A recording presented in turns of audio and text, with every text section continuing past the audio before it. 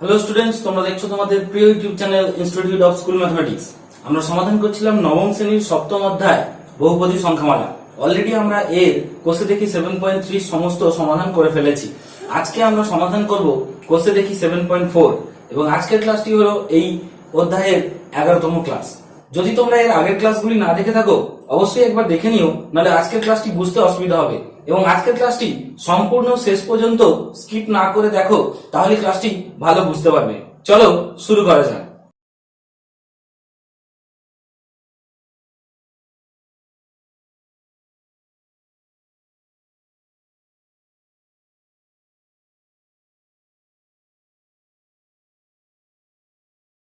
কোষে দেখি 7.4 এর অঙ্কগুলো সমাধান করার জন্য আমাদেরকে একটা উপপাদ্যের সাহায্য নিতে হবে।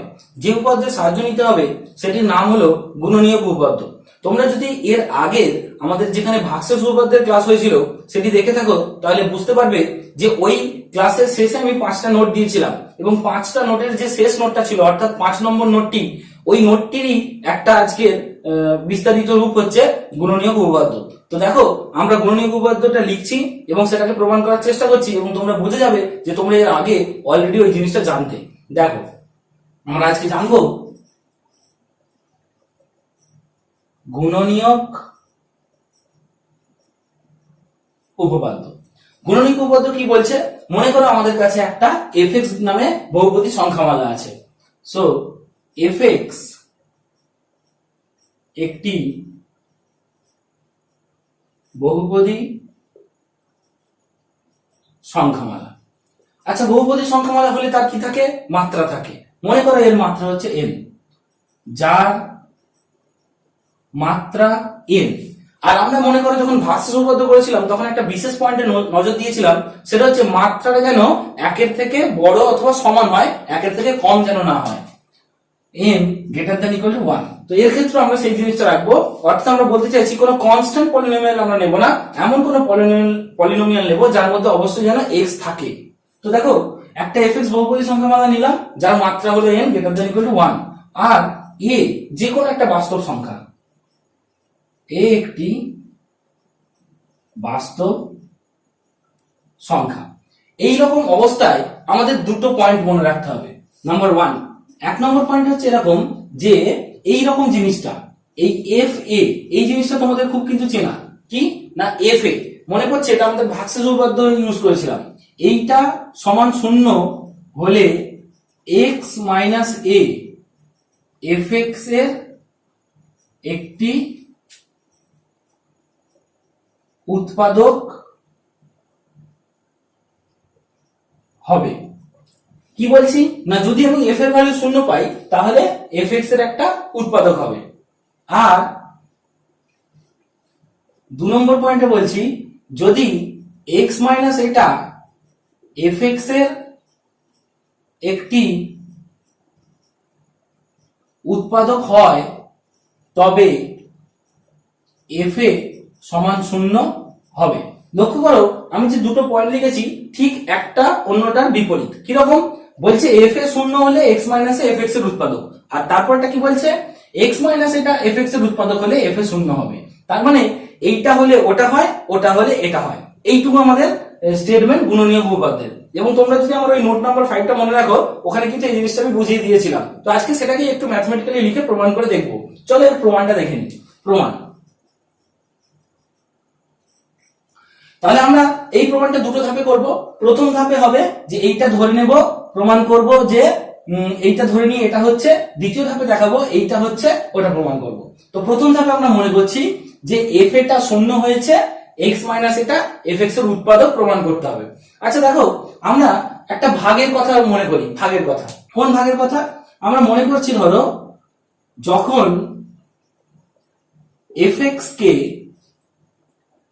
x মাইনাস a দ্বারা ভাগ করা হবে। দেখো, একটা পলিনোমিয়াল, একটা পলিনোমিয়াল, একটা পলিনোমিয়ালকে অন্য একটা পলিনোমিয়াল দিয়ে ভাগ করতে পারি। তখন কি হবে? ভাগ করা হবে, তখন দুটি অনন্য qx ও rx পাওয়া যাবে যাহাতে, মনে পড়ছে এটা আমরা ভাগশেষ উপপাদ্য প্রমাণের জন্য কাজে লাগিয়েছিলাম, কি হবে, যাহাতে fx পলিনোমিয়ালটাকে দেখতে হবে যেটা দিয়ে ভাগ করেছি into qx polynomial plus rx polynomial, ঠিক তো, যে একটা পলিনোমিয়ালকে যদি অন্য একটা পলিনোমিয়াল দিয়ে ভাগ করি তাহলে এইটা হয়, এটা ঠিক কার মতো, ওই যে ভাজ্য ইকুয়াল টু ভাজক ইনটু ভাগফল প্লাস ভাগশেষ এর মতো। তার মানে এইটা হচ্ছে আমার ভাগফল, এটা হচ্ছে আমার ভাগশেষ। এখন লক্ষ্য করো আমরা যদি ভাগশেষ উপপাদ্যটা কাজে লাগাই তাহলে জানি যে সবসময় ভাগশেষ কি হয় আমাদের জানা আছে।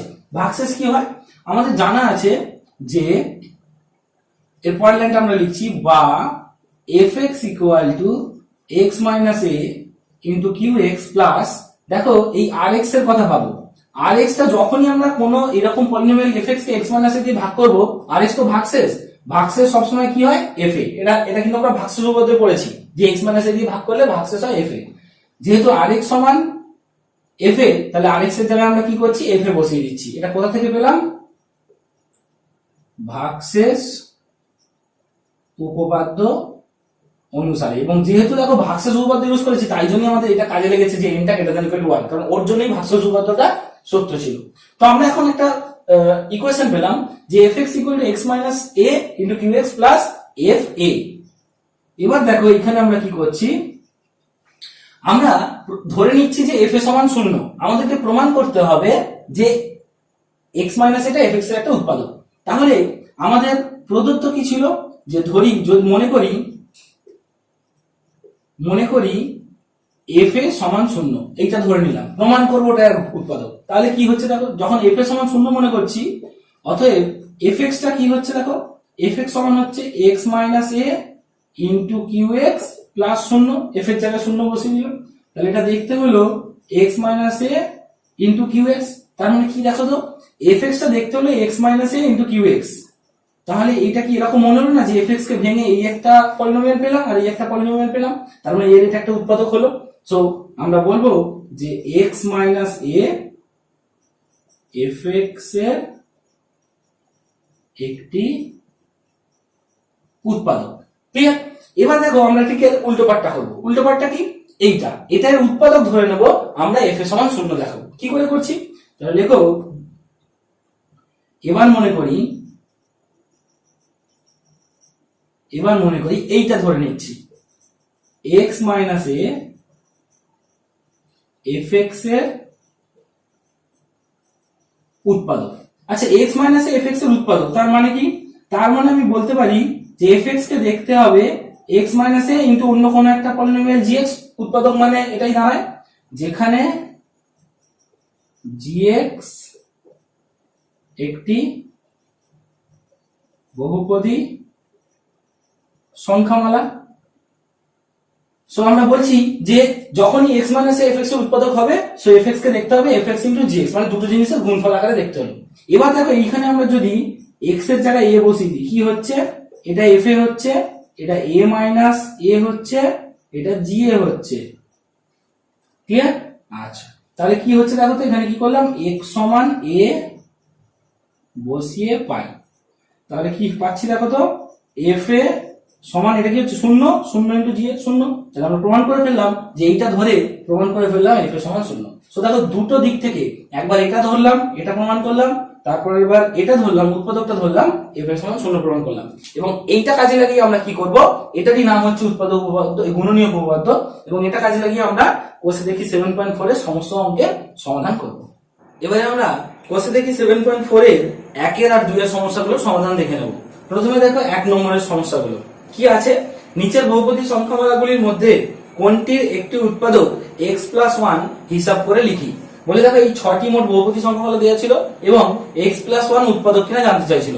লক্ষ্য করো আমরা গুণনীয় উপপাদ্যে কি বললাম, যে x প্লাস 1 টা উৎপাদক হবে যদি এইখান থেকে দেখো যেটা বেরোবে, এই সমাধান করে এটা সমান 0 করে x এর ভ্যালু দেখো -1, সেই -1 টা এই বহুপদী সংখ্যামালায় বসালে যদি শূন্যের সঙ্গে সমান হয় তাহলে উৎপাদক হবে।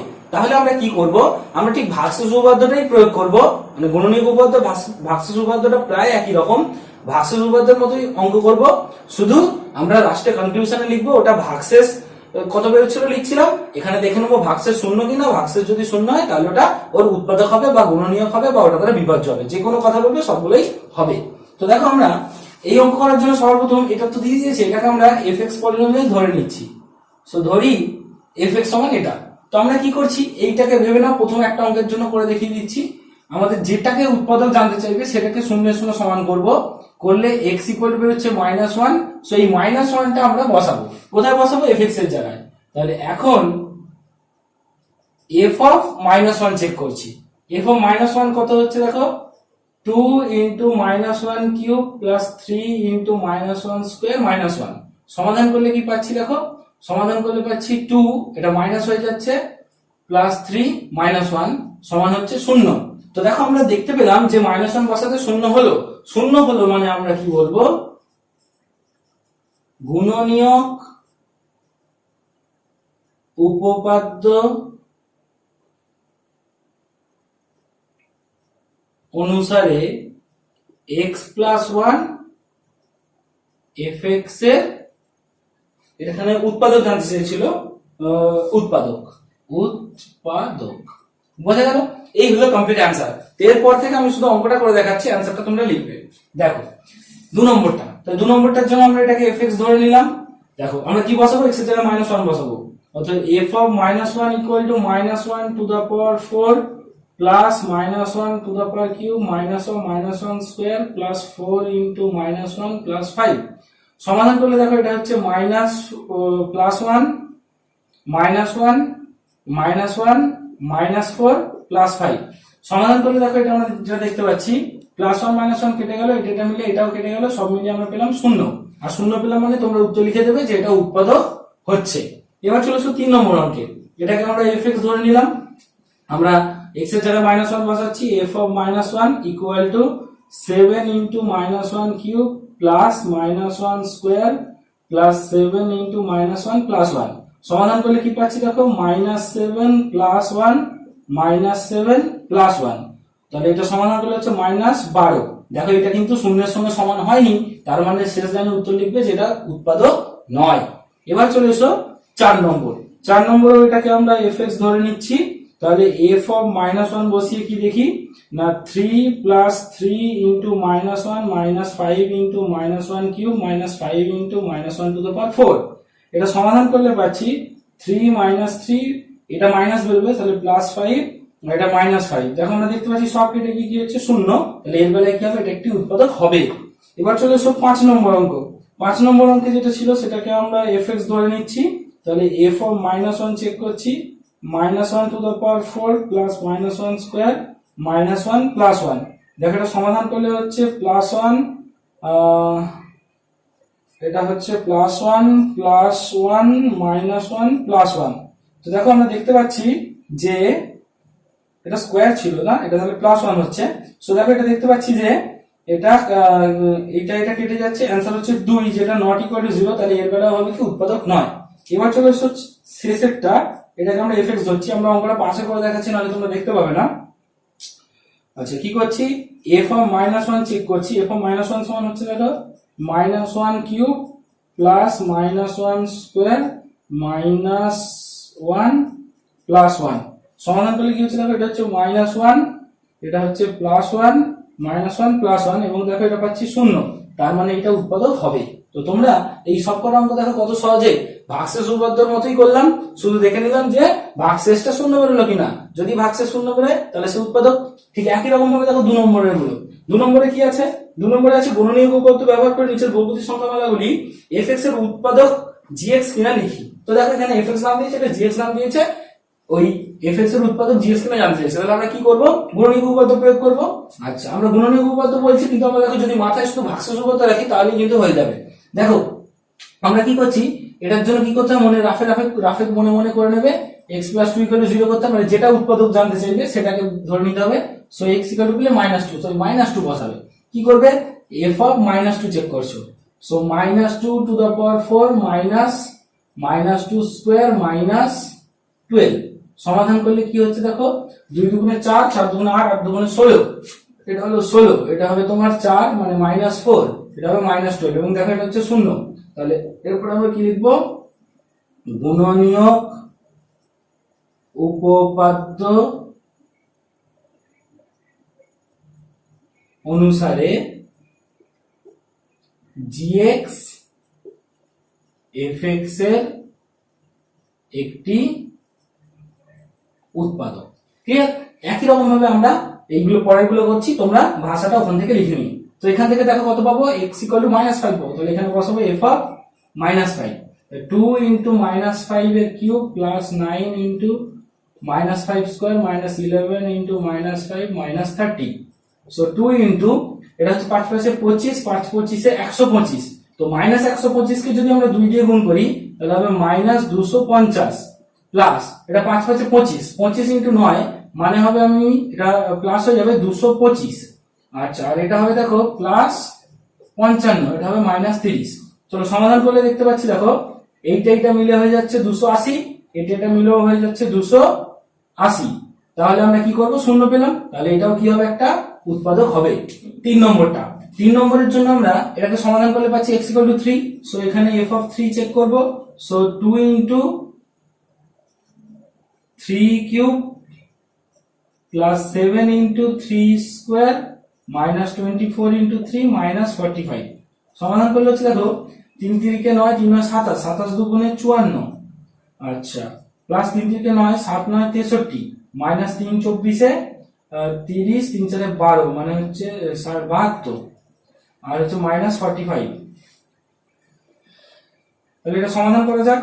সমাধান করলে দেখো কত হচ্ছে, আমাদের 54 আর 63 যোগ করলে হচ্ছে আমাদের 110 আর 117, আর এই দুটো যোগ করলে হচ্ছে দেখো 110 117, তাহলে আমাদের 0 অ্যান্সার হচ্ছে। তার মানে এটাও gx টা fx এর একটা উৎপাদক।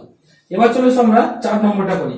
তাহলে f কত করব বলো তো, এইটার জন্য দেখো এটাকে কি করতে হয়, শূন্যের সঙ্গে সমান করতে হয়। তাহলে x = করবে 2/3, সো আমরা 2/3 বসাবো। f of 2/3, দেখো 3 × 2/3 whole cube plus 2/3 whole square minus 20 × 2/3 plus 12। এটা সমাধান করব। চলো দেখো কি হচ্ছে, এটা লক্ষ্য করো, এটা হচ্ছে উপরে 8 হচ্ছে, আর নিচে দেখো 3টে 3 মধ্যে একটা 3 কেটে যাচ্ছে, তাহলে নিচে পড়ে থাকছে দুটো 3 মানে 9। আচ্ছা, এটা হচ্ছে 4/9 মাইনাস এটা দেখো আমরা দেখতে পাচ্ছি 40/3 প্লাস 12। তো সমাধান করলে লসাগু হচ্ছে দেখো 9 হলে এটা হচ্ছে 8 প্লাস 4 মাইনাস 120 প্লাস 9 12 9 10 90, 9 2 18, 9 12 108। তো দেখো আমরা এটা দেখতে পাচ্ছি 108, আর এদিকে 4 এ 112 120, উপরটা পুরো কেটে গিয়ে 0/9, মানে অ্যান্সার হচ্ছে 0। সো এটাও কি হবে, একটা উৎপাদক হবে।